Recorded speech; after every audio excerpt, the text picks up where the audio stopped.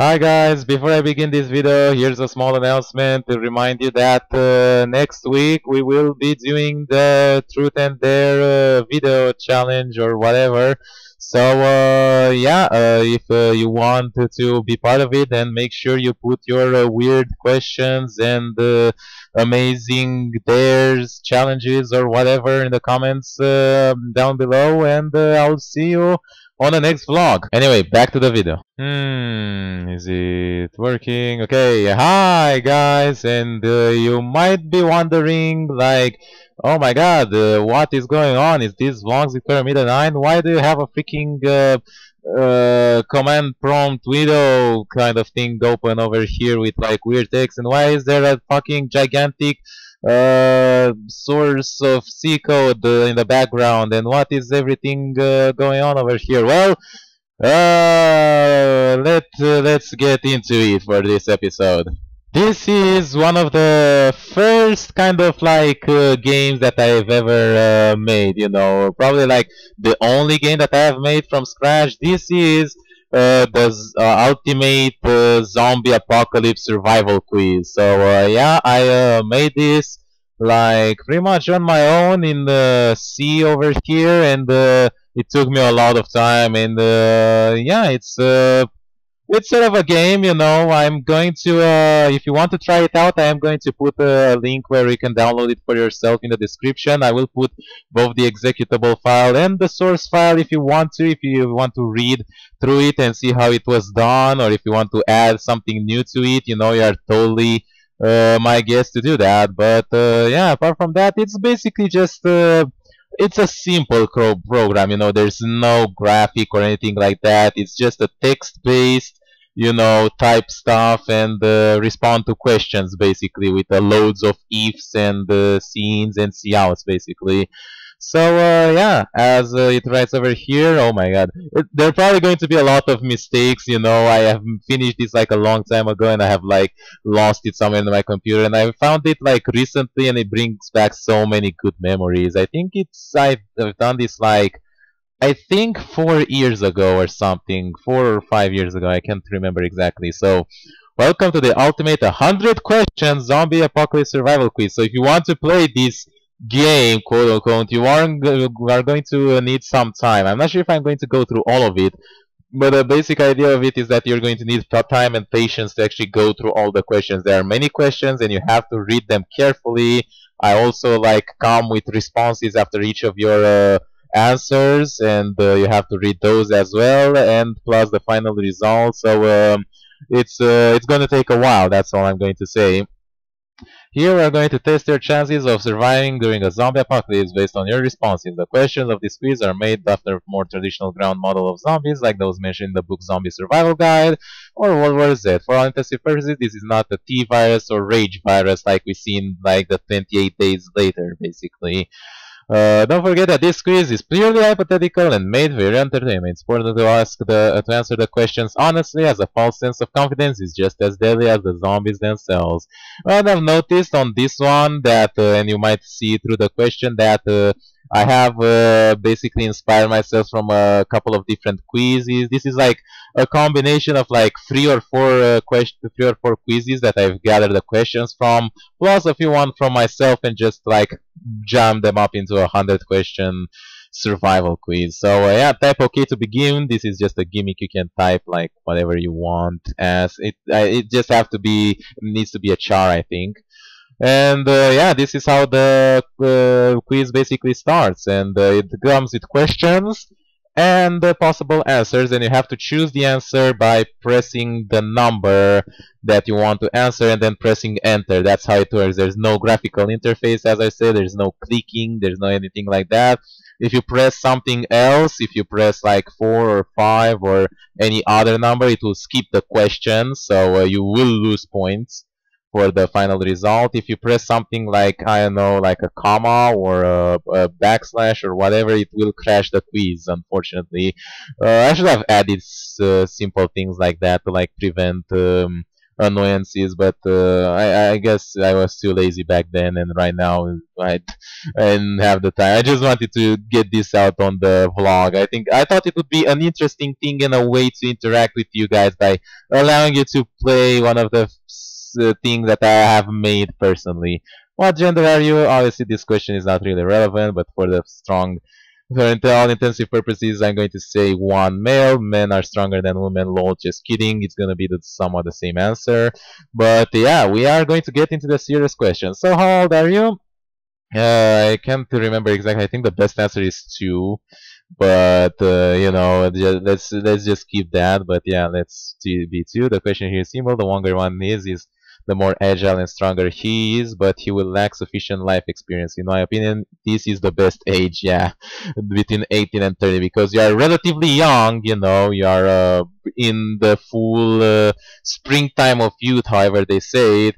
But yeah, you're not like a kid anymore. So you do have some decent knowledge, not too much. Obviously, you are.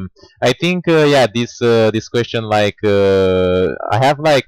Uh, oh my god, I keep messing it up. You are rated based on four factors in this quiz. These are physical rating, mental rating, zombie experience rating, and emotional rating. And each question affects one of these ratings, one or more of these ratings. And at the end, it's just an average of all these different ratings. I think if you answer something like older, your mental rating will go up, but your physical rating will go down, and something like that. How tall are you? I am pretty tall. I am between 6 and 7 feet, so that will be a 4.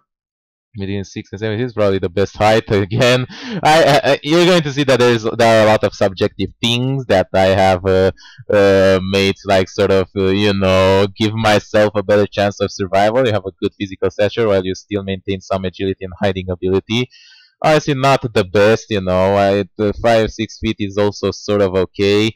Being too short is obviously harder because it's going to be difficult to reach higher places, and the zombies themselves being too tall might hinder your ability to hide and your agility, and might have other health issues. How would you describe your overall fitness?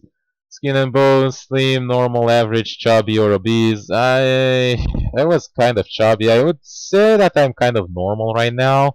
Average doesn't have any significant advantage or disadvantage. You still maintain a good agility while you have a good amount of fats and muscles that will help you survive. How long is your hair? It's right now it's short or cropped, but I do shave it quite constantly. So you will see that is the best answer, but I'll answer honestly. Having a short cropped hair is the second best. The zombies don't have much more to grab on, but they still have a little, so it is recommended to cut it out. Yeah, I'm probably going to try and go through the questions a little bit faster, but as I said, it's going to take a long while. How often do you work out? Not necessarily intense workout, basic things like doing some whatever they're called, like flexing, some abdomen, some push-ups, stuff like that. Every day, several times a week, several times a month. I work out less than once per month. Workout, I'm a couch potato. There are a few funny answers like this here and there. But yeah, I used to work out a little bit more frequently before, but since university I'm like, it's simple and logical. The more one works out, the more fit he'll be prepared for the zombie outbreak. So this will be a huge penalty to my physical rating. How fast can you run during an emergency on short distance? So this is like your full outburst speed, basically. Average fast. I can run pretty fast, but I'll be extremely drained afterwards. This is a straightforward question. The faster one can run, the easier it will be for him to outrun a zombie horde. Getting tired fast after a run is not pretty good, but at least you'll get a small distance advantage from your initial run. Although it's not really great to run from zombies, it's more important to like walk fast, and the running should be kept for like real emergency. How much can you jog, run at a normal speed without stopping during an emergency situation? So once again, you imagine that it's an emergency, that you have to do it. How long can you keep on running at a constant speed? So not at like your full outburst speed. I would say, since it's an emergency, I would probably say like 1 or 3 miles. Probably not more. I also put like kilometers. I don't know why I kept it in miles, but yeah, let's just say like that. Cut and dry. The longer can one run without stopping, the better he'll be during a zombie outbreak. How often do you get sick? Less than once a year, between 1 and 3 times a year, 3 and 6 times a year, over 20 times a year, whatever. I think it's between 2 and 3 something. I think 3 is all average. So we'll go with that. And the less one gets sick, the more healthy he will be and have better immunity system to survive the apocalypse. What can you tell me about your hygiene standards? I just take a shower once per day. I do also wash my hand and brush my teeth about once per day, so I think that's great. What? Soap bad? And it is also quite simple. The better hygiene standard one has, the cleaner and healthier he will be, and the chances that you'll catch any disease will be reduced. However, keep in mind that during a zombie outbreak, you will not have you'll have limited time and supply for this kind of stuff. So just make sure you don't drop the soap. How often do you get into physical fights and win? This is an interesting question. But yeah, I've gotten a few fights in my entire life, and I'm not really that great at them. So yeah, I'll just go with a 4. Badass and an indication as this is it might sound, the person who gets into physical fights and wins often will have a better combat experience, but it also means that he can get along with other people, which can be dangerous during an outbreak. Each of the following have the most formal training: martial arts, self-defense, combat sports, none of the above. I did do a little bit of karate when I was like really young, and it was like, I don't know, like a few months. So, I'm not sure how much that counts. I'm just going to go with it just to make myself feel a little bit better, but probably you'll need like at least a year or something if you want something like this. The discipline and strict training of many martial arts will both strengthen your body and focus your mind. Experience you gain from martial arts training would aid you more than that of combat sports in close combat with the undead. What other sports do you practice or have you practiced recently? And this is like in general team sports, like individual sports, mind sports, practice sports of all kinds. Sports. I actually played a lot of sports. I'm still playing video games right now, strategy video games and stuff like that. I have swum. I have played football. I have played basketball. So I haven't practiced them for long, like 1 year each, but I've practiced sports of all kinds.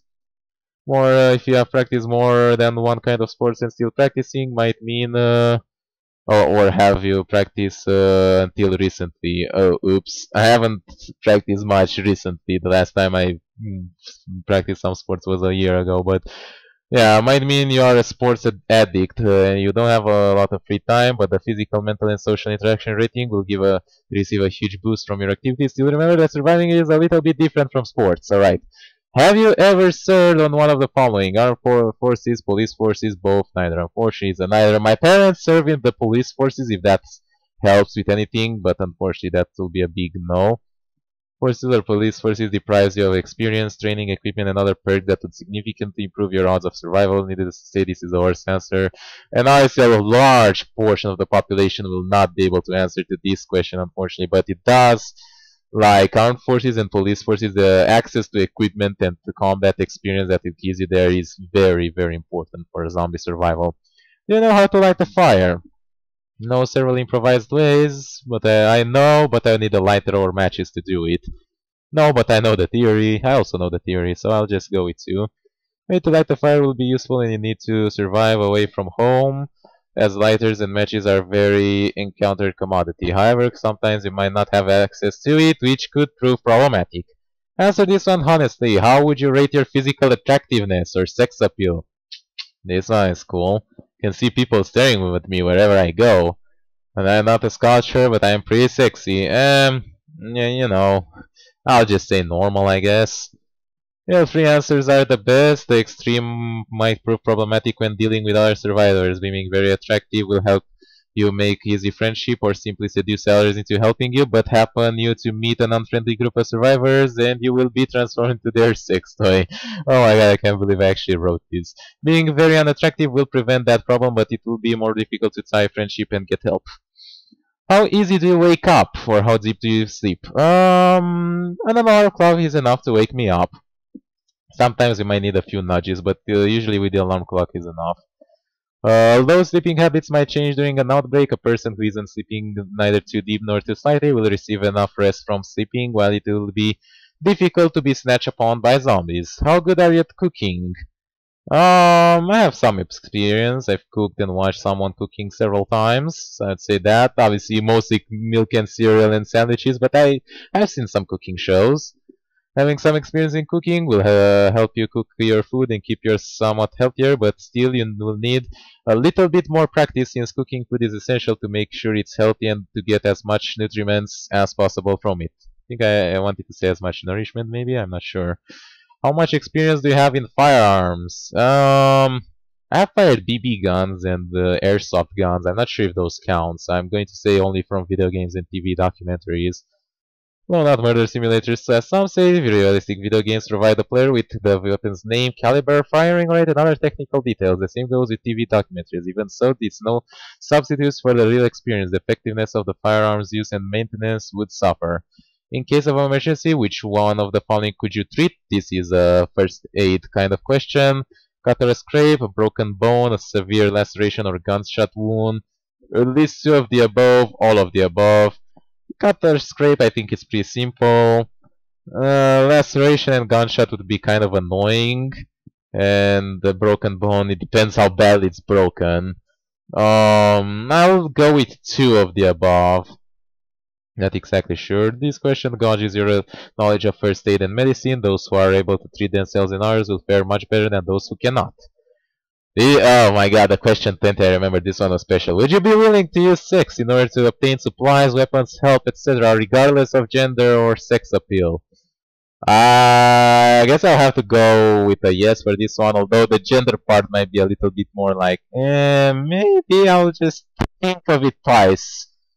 But should be a yes. This question isn't weighted heavily either way. However, bargaining for needed supplies with the free commodity of sex isn't a bad decision if you know what you're getting into.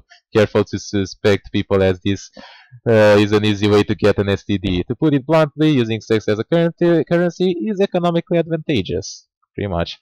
How much education and schooling experience do you have? Well, I'm almost at the end of a 2-year degree, basically. Master's degree, I only learned from the School of Life. I'll go with 2-year degree. I think I'll finish it the second year, so I think that's fair enough. Pre-diagnostic question: the more schooling someone has, the more knowledge they have likely absorb. Such knowledge could prove useful both in daily survival and rebuilding of civilization.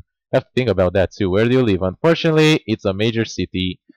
The capital city. Living in a major city is the worst situation. Anarchy would break out quickly, and the crime condition in major city facilitates the spread of zombies. Industrial accidents and fires also be a serious issue. If you live in a major city and an outbreak occurs, leave. When you watch a scary horror movie, you sit quietly and watch, laugh or try to scare other people, get startled and jump, grab other people in fear and scream, leave the lights on afterwards. I don't think I'm really that jumpy. I don't really watch horror movies. I have played a few horror games. I think for the most part I'll sit quietly and watch. First and second answer demonstrate a better chance of coping with the horrors of an outbreak. The third and fifth proves a somewhat resistance to scary things, while the fourth answer is the worst, obviously. What did you do the last time when electricity went out, or what would you do in such case? This is a very cool question. Played on the cell phone PSP, I went outside, I read a book or did some workout, I slept, or I went insane. Unfortunately, I think it's the first one. Oh my god, PSP, I can't even, I should have put Nintendo. I'm not sure how many people had the one or the other, but I think you get it. It's like an electronic game, that's what I mean. You want to fool me, but you're only fooling yourself. In case of a small electrical blackout, this is a viable option, but in case of a long-term one, you will remain out of batteries. This proves that you're quite addicted to technology, and this is what the question is about. Have you ever killed another living being? No, I couldn't even kill even a mosquito, only small beings like insects.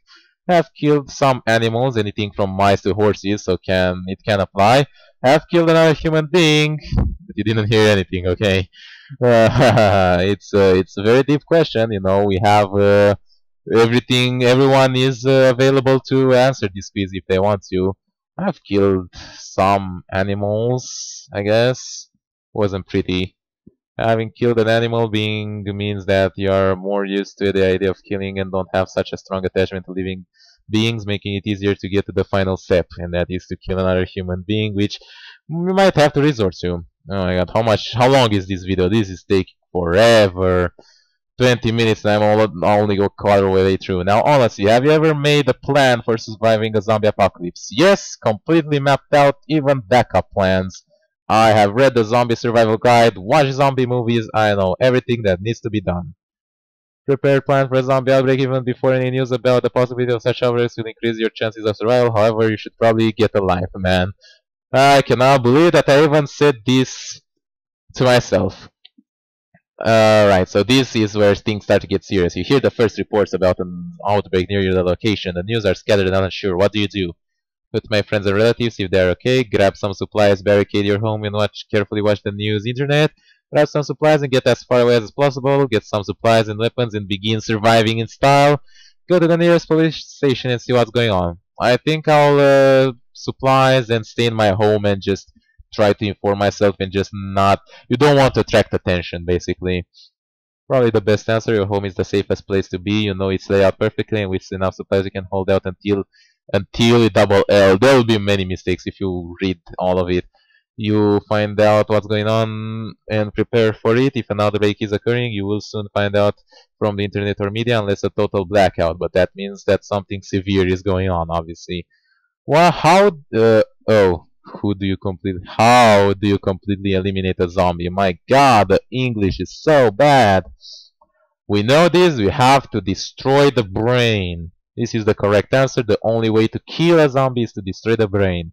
Zombies eat because it is an instinct. It's an instinctual action that remains active within the brains after the zombie virus takes over. This is the correct answer. Zombies feed on humans as an instinct. This is the moment of truth. For the first time you meet with a zombie. He's about 40 feet or 20 meters away, but he begins to slowly walk towards you. You are armed with a pistol with several bullets and there is no one, neither human nor zombie, around. What do? You can call 911. You can slowly aim your gun and align a perfect headshot. Try to capture him. Try to communicate with him. Beat the crap out of him in hand-to-hand combat, or run away, probably screaming. Well, since there's no one around, you know, and he's closing in, and I have a gun, then I think this would be the best answer. Not a perfect answer, this is a viable option. Having time and bullets will allow you to take him out easily. However, if you have been into an infested location, doing that would probably attract more zombies, which is not good. So you have to take that into account. How does one become a zombie?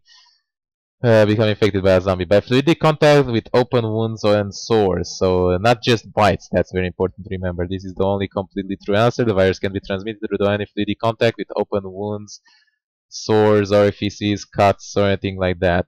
Zombies require oxygen to function, based on the zombie survival guide and based on like other similar, like Walking Dead and movies. That is false. Zombies do not require oxygen, as their brain has been mutated by the virus to become oxygen independent. It's one of the primary functions of the virus. Do you know how to make an improvised explosives? And someone has invited me to play Counter-Strike. Unfortunately, I have to say a no. I hope you won't unfriend me after I refused him like the 5th time in a row. No, I would probably blow myself up. Molotov cocktails seem to be good enough. I would tell you, but then I would go to jail. So yeah, I'll just go with Molotov cocktails. Who knows how to make improvised explosives will have an advantage during an outbreak. Explosives can be used to clear obstructions, kill the undead, or even hostile humans. Knowing to make Molotov cocktails are useful to burn zombies or lure survivors out from their shelters, but still knowledge about explosives will be necessary. Zombies retain memories from their past. Based on everything that we know, that is a big false.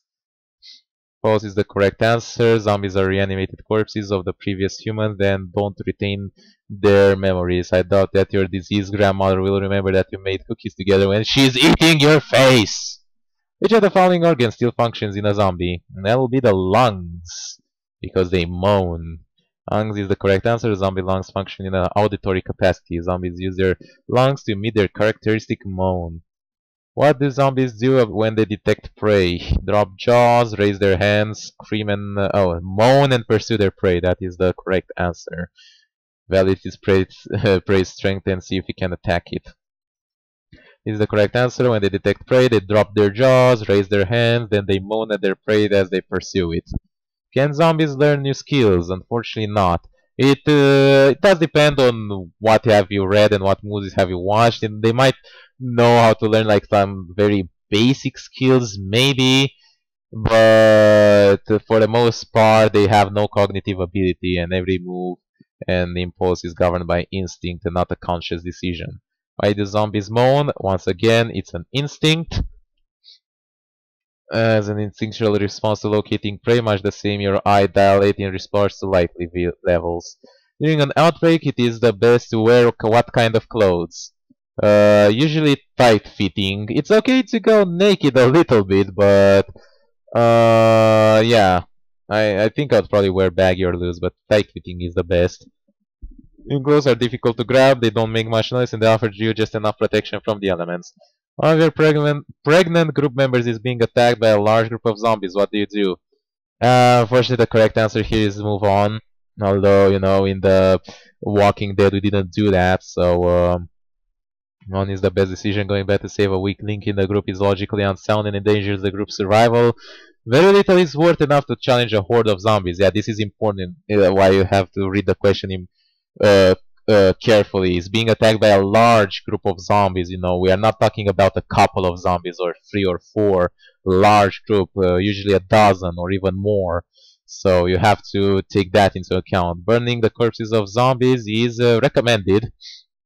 That you burn the corpses of zombies. It is common cliché that burning a mound of zombies releases a cloud of toxic virus-ridden stink into the air, but this is untrue because, you know, the virus cannot survive the open flame. Burning corpses removes any health threats rotting meat would pose and reduces the chance of becoming infected through secondary contact almost zero. Which of the following masks humans send from zombies? None of the above, actually. You might think it's rotting matter based on The Walking Dead, but it's none of them actually work. They still sense you, you know. They still feel the smell. Whether they feel deodorant or whether they feel rotting matter, that's the same for them. They're still going to detect you. Probably a little bit harder if it's like literally like rotting flesh, but they can still see you, you know, like that you're not moving the same way or that you look different. Is the correct answer. There is no way to mask your scent from zombies.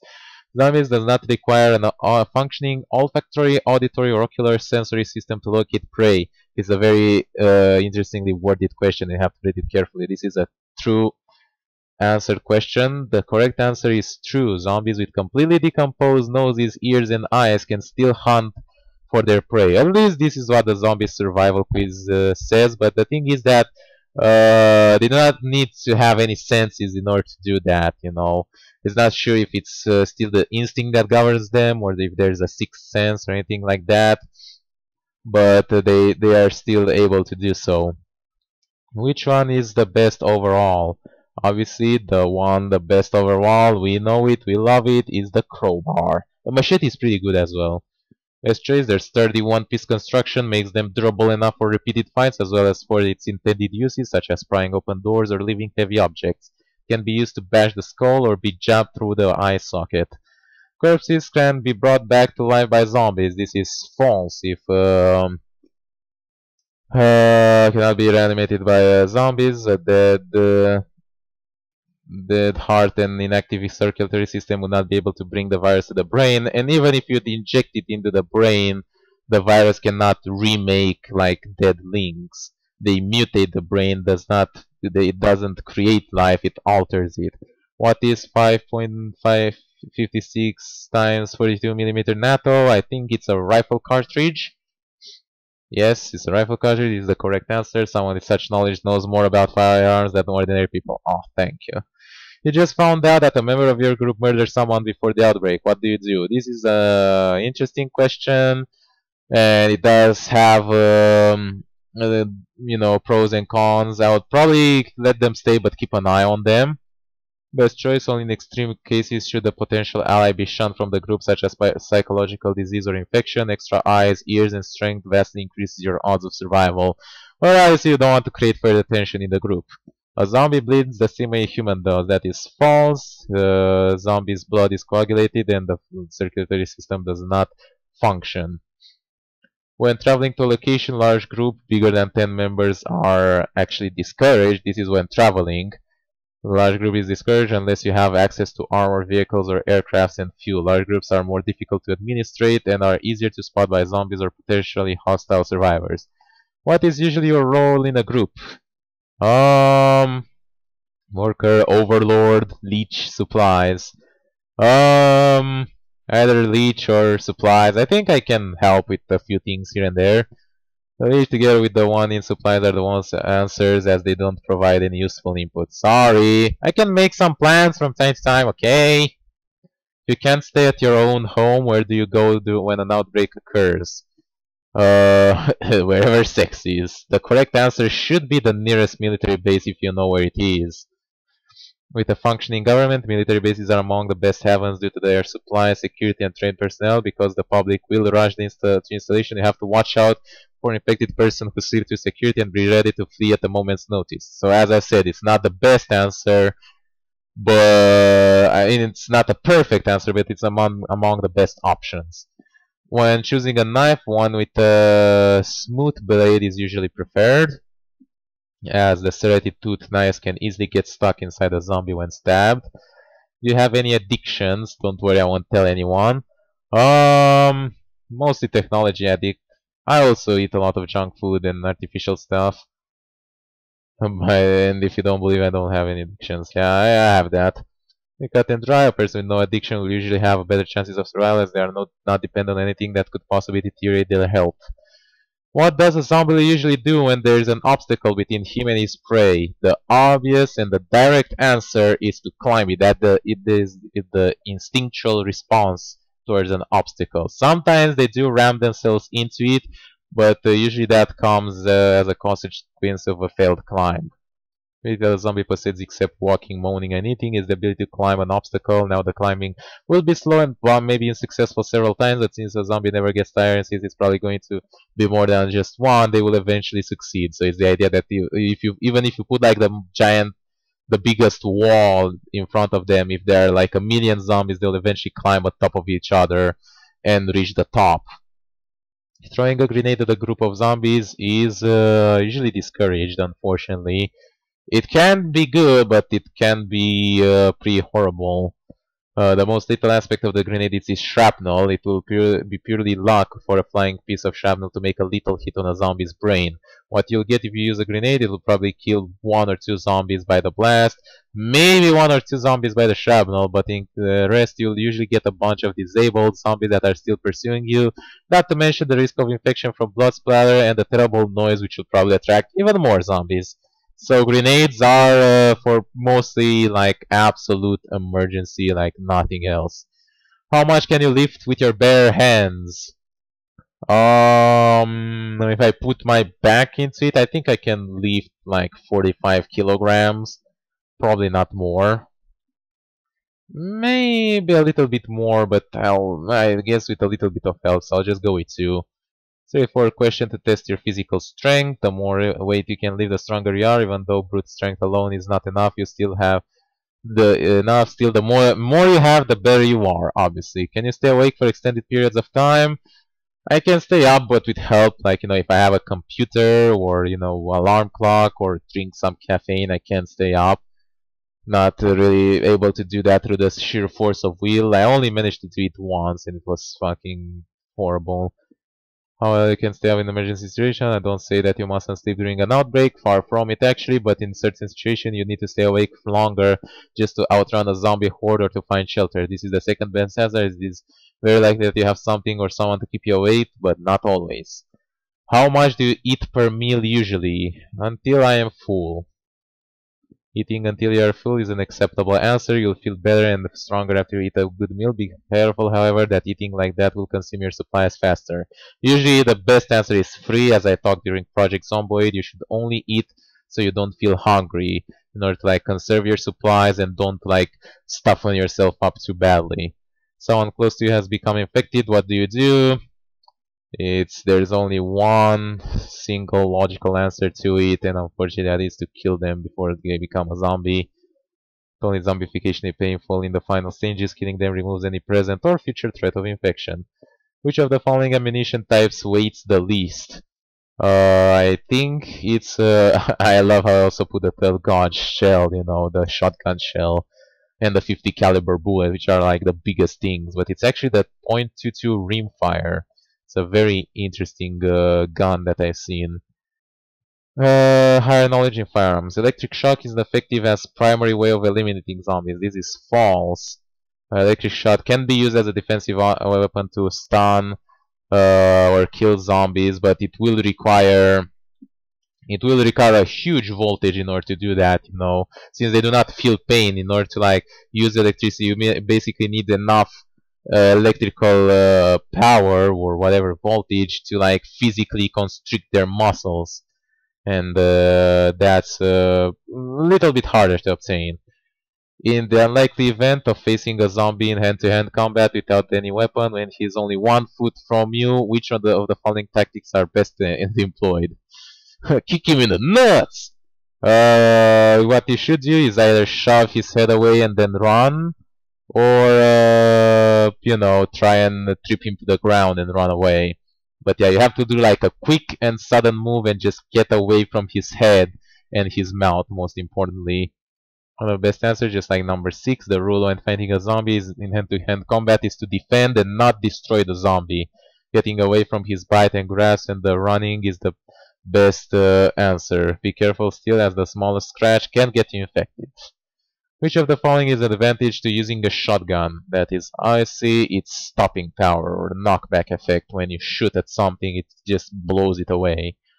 Where the shotgun really shines. While most bullets would pass through a zombie, fire from a shotgun produces a wall of pellets that could potentially knock a zombie over and is absolutely devastating at close range. Which of the following is the advantage to using a bolt-action rifle? That is, extreme accuracy over long distances. Their long barrels, a single bullet firing mechanism ensures the bolt-action rifles are an extreme accuracy over long distances. If a scope is attached, you can snipe down enemies from far away without even hearing your shot. You have discovered a Navy gunboat that has crashed on the coast. What do you do? You can try and search it for supplies, but for the most part you should continue traveling. Crash ship means that an ill fate has befallen the crew. Zombies would be attracted to the sound of the ship crashing as well and would either already be wandering around the ship or on their way. Which of the following is classified as an assault rifle? I see the M79 grenade launcher, logically. Nah, the AK-47 is the assault rifle. Which of the following is classified as a semi-automatic rifle? That is the M1 Garand. FAMAS is also an assault rifle. Beretta is a pistol, a handgun, and the caramida9 is a bolt-action rifle. Guys, a semi-automatic rifle, correct answer. Have you ever taken something apart to see how it works? A few times, and I usually broke them, so that's why I just don't do it anymore. The answer is second best. Being able to analyze and fix things is a very useful skill, especially during an outbreak.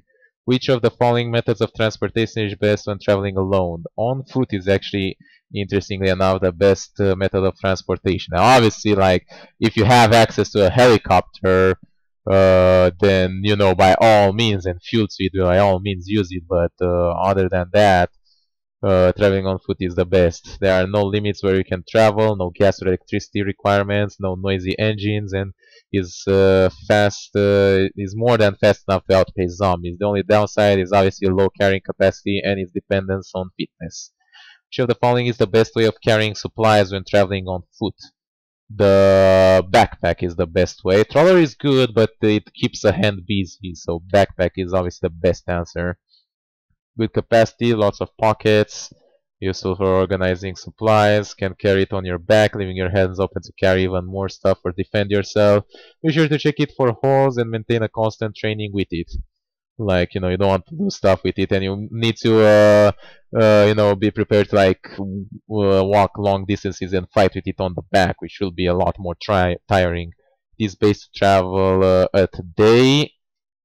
Traveling during the day allows you to see potential hazards and get to your destination more quickly. Traveling at night puts you at a serious disadvantage, as zombies rely on all senses equally, making them very, uh, maybe not expert, but decent night feeders. Humans, unfortunately, are mostly sight-oriented and are clumsy in the dark. Which one of the following persons would you choose to accompany you during a zombie outbreak? A porn star, obviously.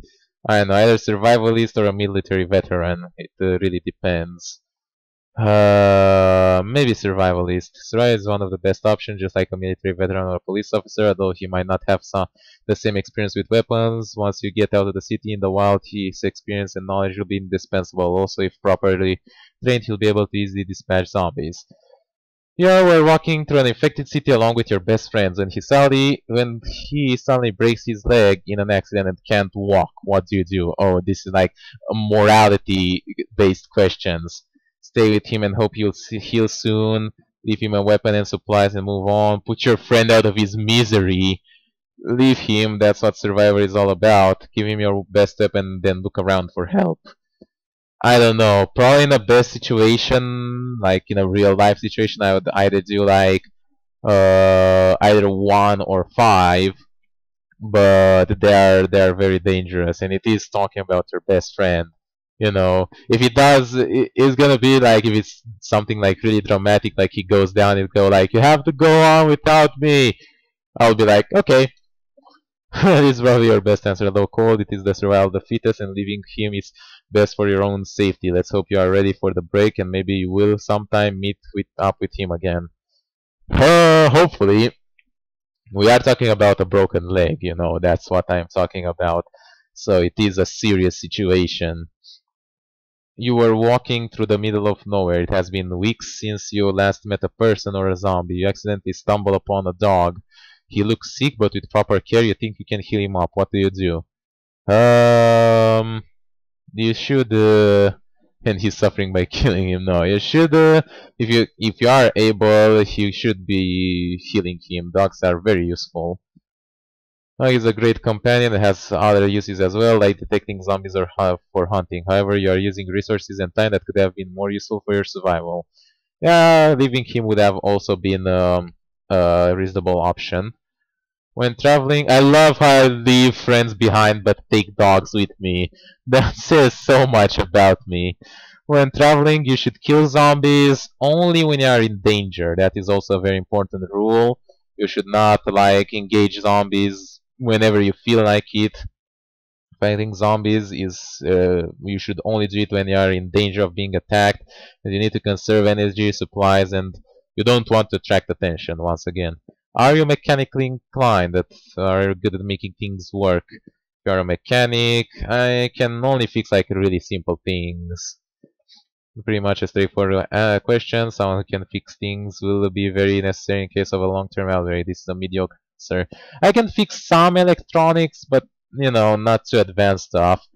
Zombies will eat which of the following? Animals, humans, and they can also eat like fresh corpses if there's nothing else around and if they're like really fresh. But if there's like an animal or human around, then they will leave it and go for it. Will eat animals, humans, and fresh corpses. You have startled the witch. What do you do? Oh, this is a reference to like Left 4 Dead. Let my team kill her while then one of them will revive me. Shoot that bitch in the face! Question makes a reference to a special infected from a zombie video game called Left 4 Dead and doesn't have any impact on your score. Shooting her is a valuable option if you have a shotgun or a rifle, otherwise you're screwed. Mostly a shotgun, and that's how you can crown a bitch. A witch, whatever. Assuming that you are going into a zombie-infested area that you want to clear, and you decide to take an armor for protection, which of the following is the best overall? If you have access to it, obviously the best overall is a full-body Kevlar suit, but that's going to be very difficult to obtain. Lucky enough to find out a full body Kevlar suit would probably be the best option. It offers protection from both melee weapons, bites, and motor firearms while being less heavier and easier to maneuver than most of the above answers. It's important to remember that just because you have an armor, that doesn't mean you should act like a hero. This is an extremely important question. That the thing is that people wear armor and they think it gives them like a false sense of security and they put themselves of like unnecessary risk. No, you shouldn't do that. Like it's good that you have armor, but you still should like think like consciously or whatever. Which of the following is best when firing upon a zombie? You should fire from distance and not wait until it's close. Correct answer. Waiting until a zombie is close before firing is incorrect. The problem is that your aim deteriorates as the zombie gets closer to you because of the stress of the situation and panic. It is better to fire from a distance while you are still relatively calm and safe. You are completely surrounded by about 20 zombies which are not more than 30 meters away from you. You are armed with a handgun, a machete, and a lighter plus some matches. What do? Light the zombies on fire using the lighter and matches. Light yourself on fire and then run and hit yourself and the other zombies. Well, I was screwed either way, so I shoot myself. There are two possible answers to it. This is a 1 or 2. You can try and shoot the zombies with a handgun, and then when you run out, use the machete, or try and like make a breakthrough through them. But it's very dangerous, so I'll probably go for 2. Yes, but with the risk, shooting them with a handgun and then using a machete is the most logical approach. While you also maintain some distance from the zombies, however, fighting all of them will surely tire you, and you could attract even more zombies. You are going to clear an area of zombies, and you assume that you won't stay more than about 3 days. What food supplies would you take, taking in consideration weight, nutritional value, and decomposition rate? So, you're going to stay for like 3 days to clear an area. What do you take with you? I think I'll just loot whatever I find. The best idea would be the canned food. Those have the largest lifespans, and they do have strong nutritional value, and they do not weigh too much. You can easily deposit them. So a can of meat, a can of fruits, and a can of instant soup is the best answer. As answer, the canned meat, fruits, and soup will provide you a diversified meal of high nutritional value. They don't use up much space, and they are resistant to heat, cold, and time, making them the best options. You are starving and you can't even remember the last time you ate. After going on like this, you find a dead person. His corpse is fresh, not more than a few hours, and he doesn't seem to be infected. Would you go past your humanity and eat him to avoid starvation? I think so. Basically that's probably the way I would answer. Like maybe depends. Like it depends on the circumstances. Depends if there's anyone around. Depends if it's really fresh. Depends if I'm really hungry. Maybe, but I don't know. Not heavily rated either way. Being able to go past your humanity in an extreme situation like this and turn to acts of cannibalism might mean the difference between life and death. You must make sure that the meat is well cooked and most importantly that it hasn't been infected, and it would be recommended not to do this while other people are around. The same case as above, you are starving like hell, but this time you find a dead zombie. Apparently hasn't suffered from advanced decomposition and looks edible. Would you eat him?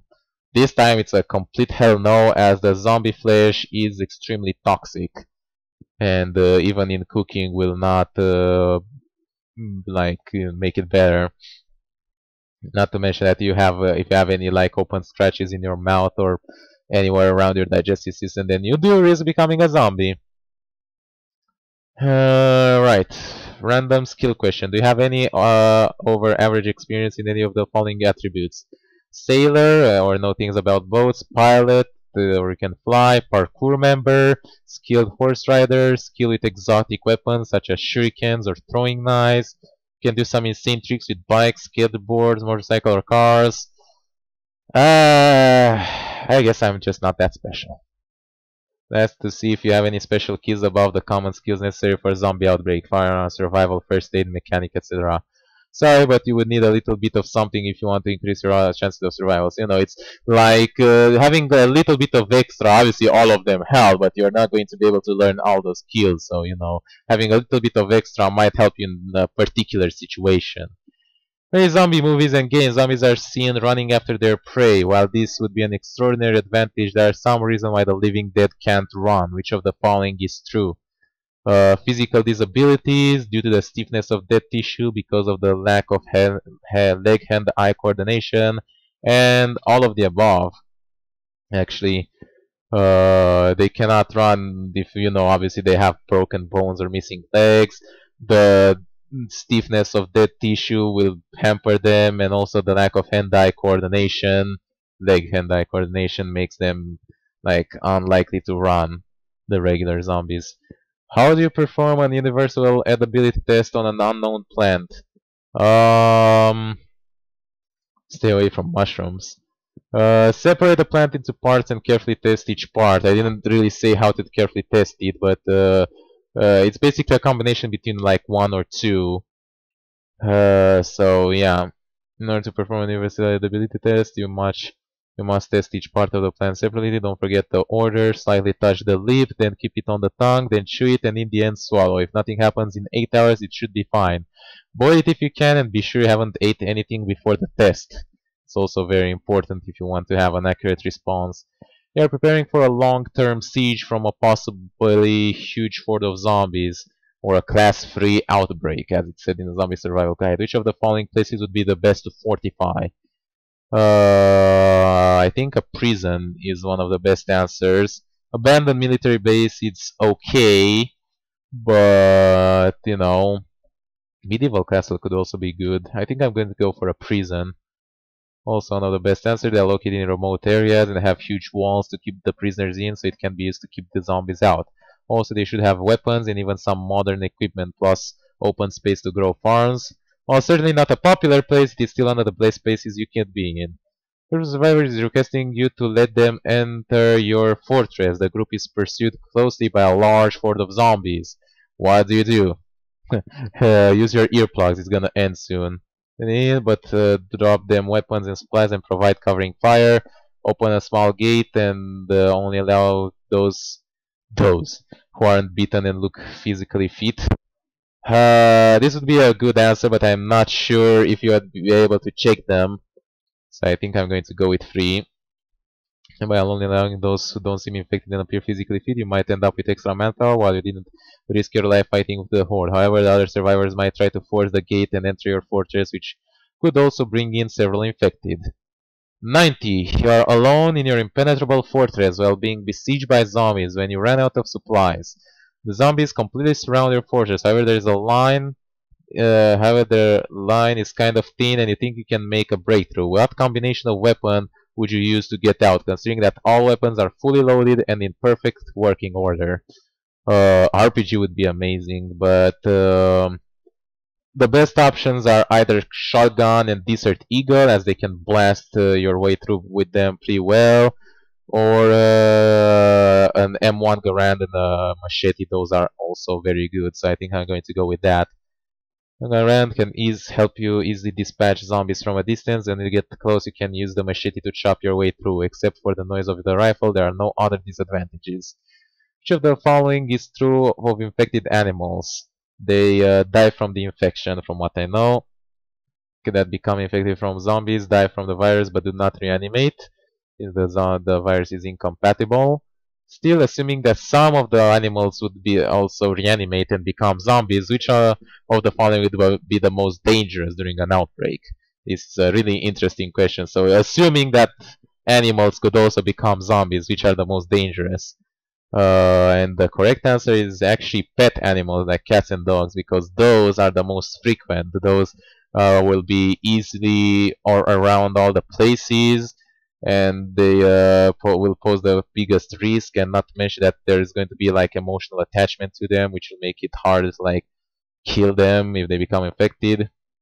Probably the best assumption. Pet animals would be the most dangerous if they would reanimate. It's not their size or strength that makes them dangerous, but rather their availability. Cats and dogs can be found on any street, making them more easy to encounter and infect. Also, many people grow emotional attachment to their pets, making it hard to accept the break. Pet animals are the most dangerous. Has spotted an unknown group of armed survivors while traveling alone inside an infested city. What do you do? Run towards them, shouting all kinds of greetings. Slowly and carefully approach them while introducing yourself. Shoot them, observing them from a distance before deciding how to act, or avoid them at all costs. Two is a okay answer, but I think four is the best one. The best answer, observing them from distance before acting, will give you information about how they behave, so you can train them if they are planning or avoid them if they are hostile and want to attract any zombies this way. Still be careful as being spotted and spying elf. Someone else is a good way to get in an ugly fight, you know. In the same infested city, while traveling alone, you have encountered a hostile group of armed survivors that demand that you give them all your supplies and weapons, or else they'll kill you. What do you do? Hold your ground and threaten them right back. You aren't giving your stuff without a fight. Let's not forget, we are in a infested city, but you are alone and there's a group of armed survivors. You know, you might try to threaten them in the idea that, you know, if they kill you with weapons, they might attract zombies, but it's not really the best idea. Scream that there are zombies behind them and then make a run for it. Give up and give everything they want just to leave them alone. Kindly accept to share some of your supplies and weapons. Explain them that you need a rest to survive and that fighting is senseless. Give them your supplies. When it comes to weapons, quickly draw your weapons and shoot them. This is also a very interesting answer, so I don't know. I tried to go with 4. Most logical approach, currently sharing that some of the spy might put them into a good mood. I explained them that you still need the rest to you the rest you will make a call to their emotion and common sense and might just get out alive from the encounter. By no means a perfect answer, this is probably the best you can get. It really depends on the group. You have encountered a friendly group of survivors while walking alone in an infested city. What should be the first thing to do? Uh, check them for bites, as hard and cold that be. Checking for bites is usually the best answer if you want to stay with them. Most players will be reluctant to admit that they have beaten. Spotted another group of armed survivors inside the city, which is being attacked by a huge horde of zombies. So you see different situations that you can encounter. What do you do? You can try and create a dive. That's weird. Should the zombie show existence, sacrificing ammo? Get moving. The fighting creates a distraction for you to escape. Yeah, that is the best idea. Or you can also wait until the fighting is over and then loot the battlefield and kill whatever is still moving. But I think 4 is the best. This way you won't put yourself at any risk and you won't sacrifice any ammo. Also, the zombies are distracted by the ongoing fight and you might reach your destination faster this way. When clearing a building of zombies, it is the best to do what before entering a room? Knocking is the best thing to do. Asking if anyone's there is also reasonable, but it does depend. The voice you cannot really control that well how well it propagates, you know. Just to motivate and listen for zombies without exposing yourself. This lets you prepare yourself for any threats before entering the room. You are approaching a city that has been declared overrun. That means like completely, like, you know, authorities have withdrawn. It's gone to the zombies. Which of the following action is the best? Go around the city using more supplies. You could try and scavenge a few things in the city or go through it as fast as possible if you need to. But for the most part, you should try and go around it, as it is the best choice. The claustrophobic setting and lack of sound deafening foliage puts you at a slightly significantly higher risk than if you were to simply go around the city. You should avoid cities if at all possible. Oh no, you have been bitten by a zombie. What do you do? So we are finally reaching the end over here. Commit suicide, chop off the bitten limb, disinfect and bandage the wound. Let it be, I might be lucky.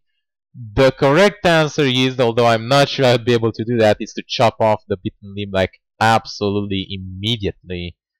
Although extreme and questionable, this is the only measure that might keep you away from the infection, and that is chopping off the bitten limb immediately. And I mean really fast. And finally, the last question, number 100. Unfortunately, despite your best attempts, you have become infected. What do you do? Commit suicide! Again? Quarantine myself from other people, throw out a party, I'm going to die anyway, kill as many zombies as I can before turning into one of them, convince someone else to kill me. Probably a 4, I'll go like, you know, fuck everyone, fuck everything, grab like a shotgun and a chainsaw and just roll with it. This question doesn't have any correct answer, it is only meant to make you ponder what you do in your final moments. And now for the end of this ginormous quiz. Congratulations, you have finished the zombie survival quiz or the outbreak survival aptitude test. You'll now see how much you have scored and how big your chances of survival are based on your answer. There are been 4 features that have been evaluated in this test, and those are physical, mental, experience, and emotional. We will present you the result in each field with a total average at the end. Please press any button after finish reading after reading each part to proceed. By each button, what I mean is actually to press a number and press enter again. Unfortunately, if you press something different, you might crash the game like right at the end, and that would be annoying because it doesn't have any save features. Physical rating: strength, stamina, agility, and overall fitness. Unfortunately, it's an E. You are kind of out of shape, and your strength and stamina are lacking. If you were to face a zombie without an arm and a leg, you still need help to kill him, and trying to outrun the zombies is futile unless you find shelter. Once again, you have to press something and press enter to progress. Mental rating: overall knowledge about general stuff, improvisation, innovation, risk-taking, and general will to survive is C. You clearly aren't the smartest in the horde, but you do know some cold, hard facts about survival and improvisation. With a bit of luck, you might just pass by in a small short-term outbreak. Anything bigger would require some preparations. Experience rating: general knowledge and experience about zombies and outbreaks. This is basically an A because I've read everything and I know everything. You're a true zombologist. Any piece of knowledge about zombies and outbreaks have been. Alright, so I've just reached like 1 hour of recording. This is how much my quiz took, and that's after I actually know about it and try to read it very fast. So, you know, it's gonna take a long time, and this is good. This is probably going to be like the longest vlog I've ever done. So, you know, hope you guys like long vlogs. As I said, you can say that the zombies are after your brain because I am a true zombologist. And finally, emotional rating is F. Expression: survival through numbness is very applicable to you. You are solely concerned about your own well-being, and this won't put you at risk for helping other survivors. At the same time, you'll receive no compassion from others. And finally, by making an average of all this, we'll have the final results, and that is a C. My God, the graphics on this thing is absolutely amazing. Have low chances of surviving an outbreak. Your best bets are to get in a group of skilled and experienced survivors, although you might still need some luck to survive on the long-term outbreak. Alone, you can pass a small one and maybe pass a medium one if a lady luck is on your side. So yeah, this has been pretty much it with the zombie survival quiz. It took me 3,800 seconds to finish it, but yeah. So hope you guys enjoyed watching this sort of like a different video vlog that I've done. And if you like this kind of quiz, or if you want to do it yourself and see how much you score, if you want to grab the code and, you know, add improvements to it or learn how to program from it, then you are my guest. You can grab it. I'll leave in the description down below. So yeah, don't forget to leave a like and a favorite, subscribe if you want to see more, and I'll see you next time that I'm going to make. Bye bye.